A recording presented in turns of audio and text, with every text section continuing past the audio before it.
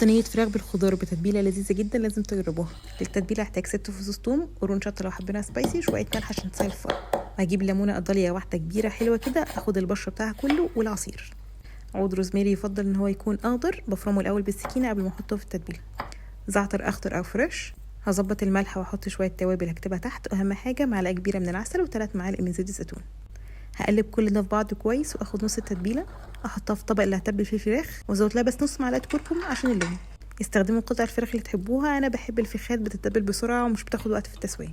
ممكن تسيبوها ساعتين في التتبيله، انا بسيبها مجرد بس بجهز الخضار. وبما انه موسم بطاطا بتبقى رهيبه في الصواني دي، بس حاولوا تنقوا اللي هي اورنج اكتر. واحلى حاجه في الصينيه دي الذره، بتبقى تحفه مع الفراخ. اضغطوا بالسكينه لحد ما تمسك في العود الناشف، وادوها تانية كده هتلاقوها بتقطع معاكم بسهوله. استخدموا كل الخضار اللي بتحبوه في الصينيه دي، اهم حاجه قطعوه كبير علشان ما يتهريش على ما الفراخ تكون استوت. ده فول حراتي لو ما تعرفوش بيكون مسكر جدا في الاكل.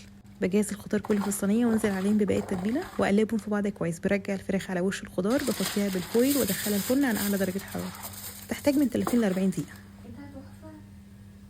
بشيل الفويل وادخلها الفرن ربع ساعه كمان تتحمر. الخضار اللي تحت الفراخ بيبقى شارب من التتبيله ومن طعم الفراخ بيكون رهيب. واهم حاجه ما ترموش الصوص اللي هينزل من الفراخ، استخدموه ديبنج للسويت كورن. بحب قوي اكلها جنب رز بالكاري والطوميه وبس كده.